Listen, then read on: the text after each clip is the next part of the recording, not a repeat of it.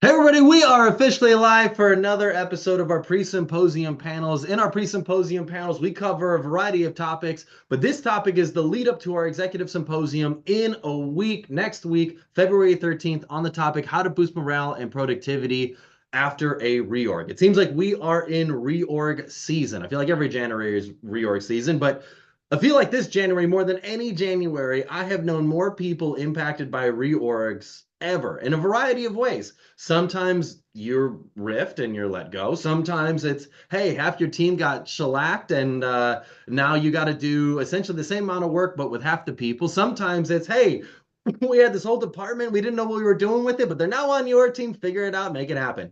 Or a variety of different things. Maybe they're trying to change the way that you operate or work or just things that you're doing. Either way, reorgs are impacting a lot of people today. And what we are doing in this pre-symposium panel is bring leaders that are going to be at our executive symposium in a week together to share their insights, their knowledge, their perspective on what they found to be effective when it comes to reorgs, as well as the mistakes that have been made in reorgs and really what we can do proactively to boost morale and productivity after a reorg has happened. We've got Yehchun, we've got Denisha, and we've got Mimi here today. Yehchun, do you mind introducing yourself? Sure. Thank you, Garrett. So glad to be on this panel. Yehchun Lee, I'm a Senior Director of Marketing and Strategy at TCS, Tata Consultancy Services, focusing on servicing our healthcare clients. And happy to be here to talk about a lot of the internal experience I've had and also the best practice I've witnessed. Thank you. Amazing. Denisha, how about you? Good afternoon or good morning, whichever way you're watching it. I'm Denisha Jenkins. I'm the founder of Cardia Advisory Group. I am what my friends call the inclusion advisor. I'm an executive partner that works on how to focus on growth facilitation, employee experience, and just boosting the outcomes in your workplace. So I'm excited to share my experiences, especially working with mergers and acquisitions, and to tell you about my experience as a partner and as an employee affected by those kinds of things. Amazing. And then Mimi, how about you? Mimi Fernandez. I'm a managing director for Sweet Science Marketing, which is a full service marketing agency. But I come here today to talk about all the experiences I've had in reorganizations in my 25 plus years of working. Amazing. Perfect. Thanks for sharing that. And I'm Garrett Mintz. I'm the founder of Ambition in Motion. At Ambition in Motion, our vision is a world where the vast majority of people are excited to come to work. When they're there, their expectations meet reality. When they come home, they feel fulfilled. And we believe that starts with leaders because leaders create the experiences employees have while at work. And so we create technologies and communities to empower leaders to be their best selves for their teams. And one of the ways that we build community is by putting together executive symposiums. And so let's dive in. Topic for today, how to boost morale and productivity after a reorg. So I think, we've talked about this before in previous pre-symposium panels. There has to be some redeeming quality to a reorg in the first place. It's not like a CFO sitting behind there scheming like, how can I make my entire team miserable and like change the way everyone's living and operating in their lives. But there is some merit to why a reorg happens in the first place. I think it's just the execution of what happens in the reorg and the way it's communicated that leaves people left, I guess, jarred and shaken and, a little bit of whiplash. And so, anyways, I would love to just kind of learn your perspective, maybe learn your stories and experiences that as it pertains to going through a reorg. And what do you feel like went well? What do you feel like didn't go well? And I'd love to kind of start there as a starting point when it comes to this conversation. Who wants to go first? I'll kick off. One of the things that I think is so disruptive is the lead up to it. There's always rumblings. There's those feelings like, okay, there's lots of meetings, closed doors, things that are happening behind. And I think as an employee or an employee who feels those rumbles, we are in a position of how can I get ahead? How can I see the patterns?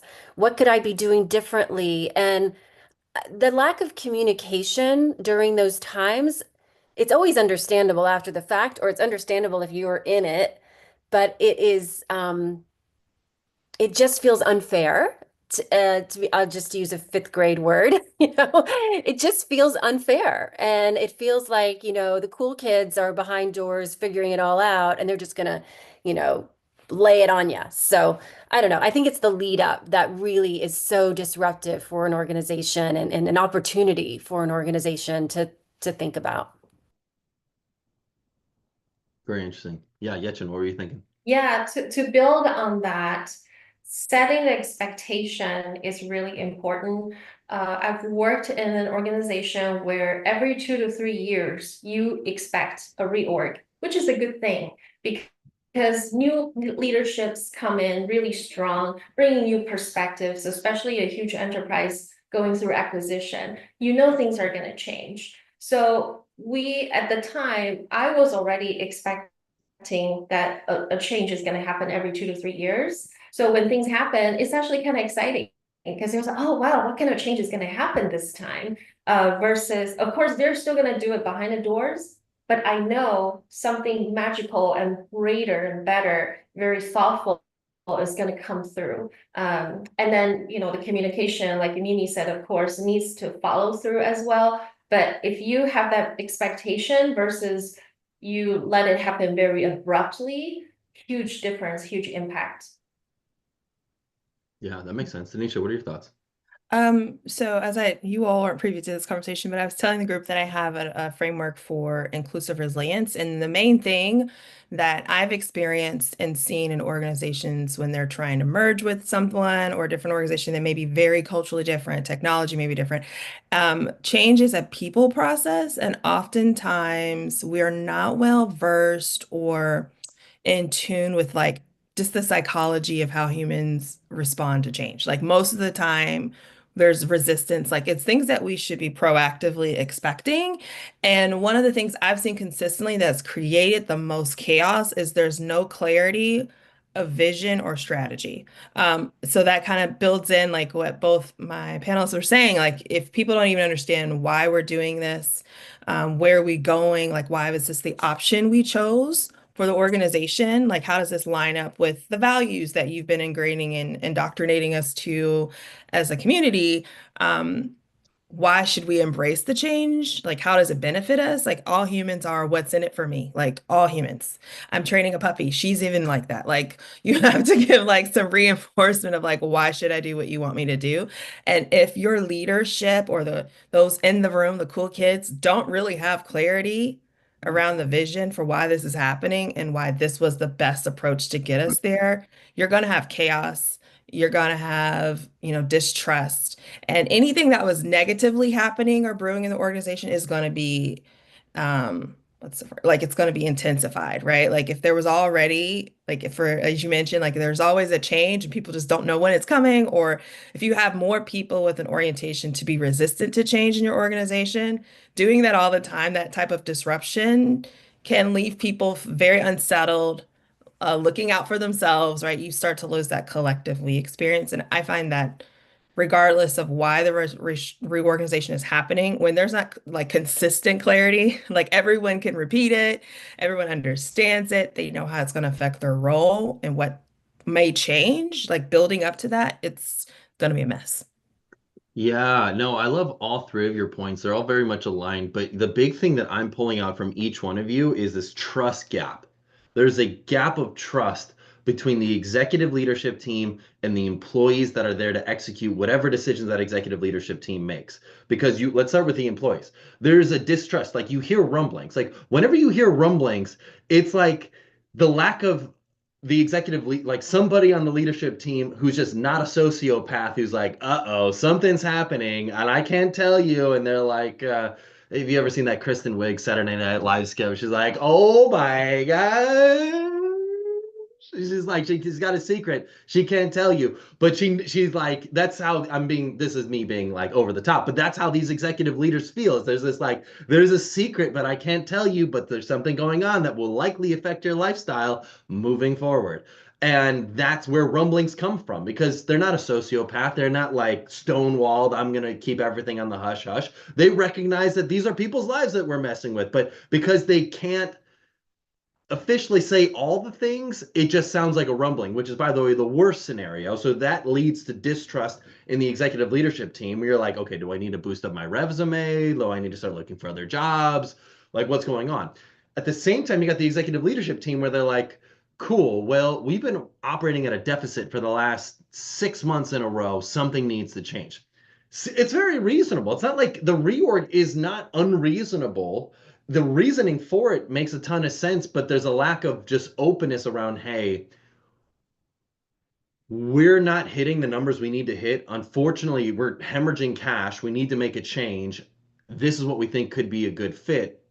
And obviously, from a scalability standpoint, I don't know if you can incorporate everybody's voice in there, but I guess maybe I'll ask you, like, is there a scalable, legitimate way to incorporate everybody's voice when it comes to a reorg or a lot of people's voice? Like, if you had a team of 50 people, it's pretty easy to incorporate everybody. But if you got like thousands and thousands of employees, it could be hard to incorporate everybody's voice when it comes to a decision being made. So, like, I guess I asked that question because I feel like I hear a lot of people be like, "Oh, everybody's voice needs to be heard." It's like, is that practical? I don't know. Like, what are your thoughts on the scalability of like hearing people's voices, communicating the why, getting everybody on the same page?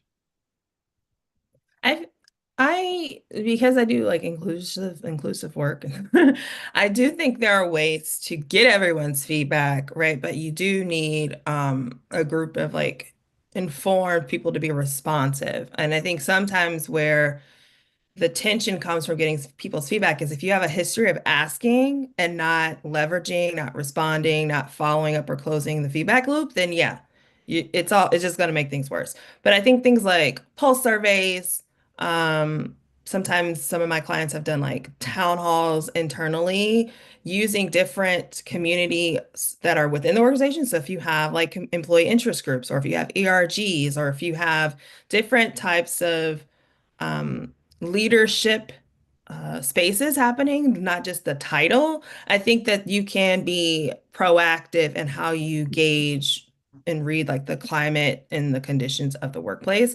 But I always tell people don't ask questions that you have no plan or no resources to actually respond to, because that's just frustrating for people to stop and fill out your survey or go to your meeting or go to your talk and you have no plan of action of like when we gather it, what are we going to do with it? And explaining that to people so they can kind of like consent to the buy-in of like, not everybody wants to give their opinion, right? And so I think having a plan of action and keeping it very simple, but making sure you close the feedback, it's possible, but you do have to be intentional about who's going to look at that data, how we're going to respond and follow up with like explaining why we went with one decision and not the other. I think it's not unreasonable.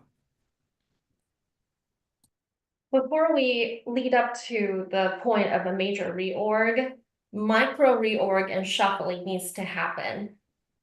It shouldn't be like a big bang event that is, oh, like a millennial, right? Wait for 1,000 years and something big is gonna happen. But if in each little team, everybody feels heard all the time, and then you do the regular team meeting, not just by going through what have you done this month and this week, but the leadership communicates a clear strategic vision and a directional change. People are smart enough to pick on that. So, and that's their opportunity to also share the feedback. So this needs to be a built-in process as part of the employee experience transformation that, me and my team are kind of focusing on and help our clients. What is not when you have a technology, everything's gonna change, right? So this is one of the small things, very feasible. It's just about being consistent, implementing that. So the micro reorg and shuffling is constantly going on. When the big bang happens, it won't take so many people by surprise unless we're not listening. I think that is such a great point. This micro change, because what that does is it gets people in the mode that we're an organization of change. Every month we're looking at whatever the metric is. But if everybody and I'll give a very specific example. I worked at a company, it was an education company, where I raised the red flag. I said, I had a really hard conversation with the CEO. It's like, I see sales going down. I see that we don't have a proper CFO in place. There's been some mistakes here. What's happening? And I need this much time. And I got a lot of yes, yes, yes. But when you're at the senior level and you're raising red flags and you're also encouraging, some kind of solution, then you get to maybe be at the table a little longer, and I'm sort of taking it from the perspective of the employee versus the leadership making the decisions. Ultimately, they went with a big bang and got rid of all my level of peers. But I think that you know, getting an organization in the mode of change, and we're in the environment we're in right now, if you're a leader and you're not doing consistent small micro changes, then you're going to be that horrible disruptor that, really shakes people to the core. Yeah, I love that concept of micro change, Yetchin. I think that's really critical. Cool. Mimi, you brought up the point that it gets people in the mode of change. Yes, but I think more notably, I'm a big fan of oh, I forgot the name of the book, but it's essentially, I'm a big fan of the lean startup. I guess there's a lot of like core concepts in that. When you create a product or a service or whatever, the concept of lean startup says, okay, let's get a little bit of buy-in first on like a lo-fi model, be able to show that there's some success here, and then throw some gas on that fire and get that really going from there. And so the point I'm getting at is by having a micro team already applying this and showing that there is success, this is what success looks like. Now, when the rest of the organization sees that this wide scale change is coming out, they can't say, this is impossible. We've never been able to do that before. It's like, no, it is possible. This team did it over here. Here's the results they achieved. We would love to see that you achieving similar results because this would mean XYZ for the organization moving forward. If there's not a paradigm or a role model for success, it's really hard to convince people that this change is actually going to work. Yeah, even large organizations have models like this. Like, Google will have an innovation hub or something, having this small team of people, looking for trends, looking at customer data, listening, doing some listening tours, putting them on that task might be a great way to start to educate and communicate, changes that might be coming down the line. Oh yeah, jump in, Denisha. No, I'm thinking like I think that's probably why I like a lot of the agile methodology. Like I'm also like a startup culture person, and even from my own, I guess, case studies of like launching committees or getting employees involved, like like that does build their confidence in being able to handle change, not just like manage it, but like lead it and drive it. Like they do, people need like those, like in L&D, they talk about micro, nano learning opportunities to build their confidence because sometimes everything just seems like it's on fire, but you have to be able to like to coach yourself sometimes, be like, wait, I've done this before, we've done this before. This is what we know doesn't work with us, so let's do what our work with our strengths, right? Because change is inevitable. And I think like again, culture, people talk about like the culture of like being productive and morale, like there are pieces um that have to be woven into like how you do things every day to have like that like let's assess and evaluate. Don't make it as personal all the time because there are feelings, but like being able to like take feedback, deal with all the negative feelings and still move forward, I think is something that sometimes gets lost in how we build our cultures and organizations. It's just kind of like get it done, but we aren't really equipped with like how to deal with like the negative emotions to get to like transition to like a positive, more optimistic, confident way of handling change. Yeah. Mimi, you brought up a really good point about you making your CEO aware when you didn't have a CFO, advocating for yourself, or really just advocating for the organization and noticing trends. We keep pointing the blame at the executive leadership team for their poor communication, but I also think that there's blame to be pointed down at the employees because I think there's a lot of people that are just kind of like complicit in like, you can see this isn't working. And they're just like blind ignorance. I'm just doing my thing. I get my paycheck every other Friday and, I keep doing my thing. I'm just rolling with the punches. And you're like, but you've got to be able to see that this train is rolling off a cliff right now. Like, this is not sustainable. Something needs to change. If you don't advocate for yourself now, you may be surprised later down the line. And can you really say it's their fault when you can see that this is happening and not you're doing nothing to try to have the conversations to adjust it? I Yeah. don't know. What are your Yeah. thoughts on that?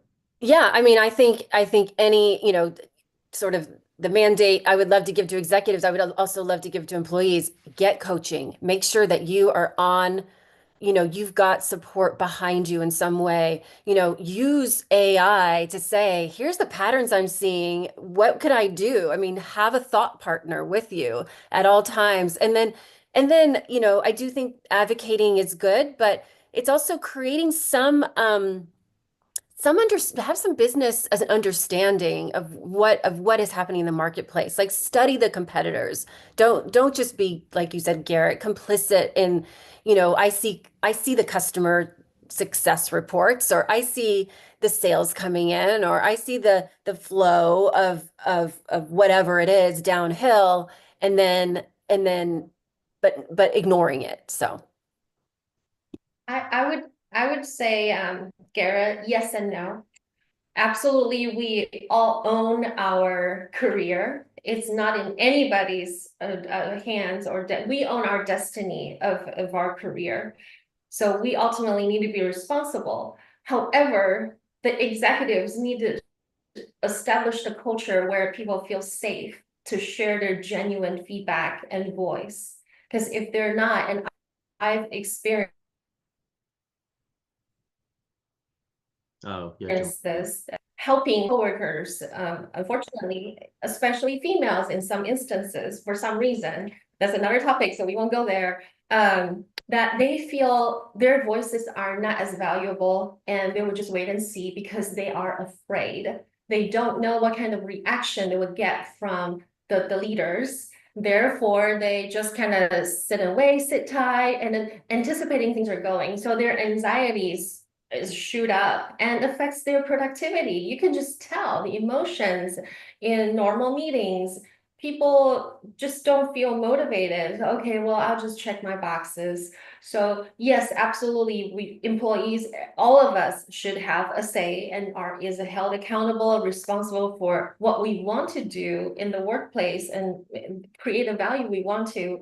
But if the executives are not leading that culture top down to make everybody feel safe, that's, then I would say I would bounce the ball back to the executives. You need to change the culture first, so then we can have a healthy dialogue.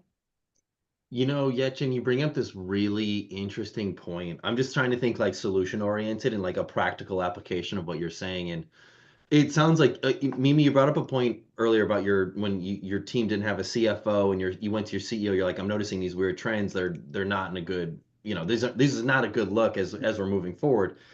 But it sounds like almost based on what you're saying, Mimi, that and I think this is the case with a lot of companies, but there's almost like the sense of surprise. It's like a data point that they've been working on. They're like dee, dee, dee, dee, dee, dee, like in Morse code, just waiting for like a data point to come out, but it's taken forever to get to the CEO. And they're like, holy moly, what the heck is going on here? We've been hemorrhaging cash for the last 6 months. This is crazy. We need a wild transformation, need to change everything. When it sounds like Yetchin, almost what almost sounds like from a practical application standpoint is if like there was a monthly like red light, yellow light, green light check-in from the CEO, where the CEO could say, cool, here's the things that we're observing. Like, this is what's going well. Here's something that could be a concern. I put it at like, yellow light level of like, an issue, but something to be thinking about, because if this continues to go down this path, it may go into a red light mode and we might need to like go into a solution. But I'm just trying to think about like a scalable solution where it's like almost like a state of the month address from the CEO to the rest of the team saying like, hey, here are the trends we're observing. Here's what's going well. Here's things that could be concerning. Here are things that are like really concerning that we need to like adjust. And like, if everybody were aware of that, at least they could be potentially proactive about solutions, especially with the red light things. But I don't know. What are your thoughts on that? Yeah, I agree. absolutely. Oh, sorry. Go ahead, Denisha. I was like, I agree. And so I was listening to y'all talk about, I was like, it's kind of like those differences of like leading and managing, because I think from my experience, I have experienced leaders who are really strong on this like personal responsibility and like ownership, but they weren't really modeling ownership and accountability and like um you know being resilient. They were very sensitive. I will be done. They were very sensitive leaders. Like you could not say things to them. You couldn't give feedback without it being like a personal attack and then wondering why no one ever says anything. Like a lot of blaming everyone else. And I think that's also kind of like when it comes to these changes, I've in one of my sessions with executives, I'm always pushing back on them on that perspective of like, well, whose responsibility is it then, right? Because if your job of the leader is you're the vision, you're the one who's motivating, you're providing direction and guiding. If you're not doing that, then of course it's going to look like everyone out for themselves, managing their day to day. They're not looking at the future. They're not caring about the business outcomes and like what's the what's in it for me to do that if every time we overwork us, you keep cutting our pay, you change our benefits, you don't listen to us, right? And so I think it's like sometimes even for myself as a small business owner, I've had to be like, you know what, I'm the issue. Like that was actually me. I created this chaos. I created the problem. I need to step back and listen to the team, right? So I feel like it's often like position as it's top down, but it should be employees pushing up. And I'm like, well, are you cultivating a space where that's like a healthy conflict? Like innovation comes out of conflict, like solutions come out of that. And if you don't really nurture that, it's very outlandish for me to expect people to be like jump on board and like support wherever you're trying to take them. But I do think, in addition to that, for solutions, I think if you start nurturing what you want to see, like positive reinforcement, like nurture what you want to see, not always what you don't want to see, then it could be incremental change, right? So if you have commissioned managers to start taking some of those micro bits of data points and like there's an expectation for them to come with ideas and solution to those kind of gatherings and not just come and listen, like they're an active observant participant. I think then people, at least from my experience, people start to feel ownership and feel valued and more confident in using their voice, even when they have to say something that's like not nice or not good to hear. Or if there's like a cross team, because sometimes it's like, yeah, we're doing our part, but this department is not. Like there has to be some way to be like to call out a thing without it immediately being like a retaliation negative consequence. Um, but that's just my personal experience. It's like you're asking people to do stuff that you're not doing yourself. It makes it very difficult. Yeah, lead by example. Garrett, I was just thinking about the example you gave was more business-centric KPIs, right? Like the quarterly earnings or revenue. But I think what's usually neglected is the employee-centric KPI. And these, I would say the last decade, we talk more about bringing the human element to the workplace, especially during COVID, right? We all saw the video, the clip where the guy was doing interview, the little child was crawling in the back, or why not? We are employing, paying humans, not robots, to produce the productivity. If I want certain productivity that AI robots can do, we can just do that. The reason why we all are still here creating value is because we're creating very different value that's not replaceable by robots. And this employee-centric KPIs, as simple as in a meeting, how many times people talk over each other. From small things like that, if I cannot even voice my opinion in the discussion or brainstorming, I have to fight against 3 soundtracks. How am I going to feel empowered to voice major opinions when it comes to the bigger policy or directional change? So I think the solutions I would say usually focus too much on the business. What about the human aspects? What are the metrics that we should start tracking? And some of them I know it's elusive because the feelings are hard to gauge, but leaders should definitely take that into account. And they're human, we all sense certain things. If this discussion, we're all talking over each other, I don't think I would come back again, right? As simple as that. Mhm. I think that's a simple solution we can implement. Yeah, I was just gonna add that I think there's something really inspiring about an open leader, somebody who would be open to the red light, yellow light, green light process. Um, and that takes a ton of self-awareness and personal, delving into, who you are and what you want.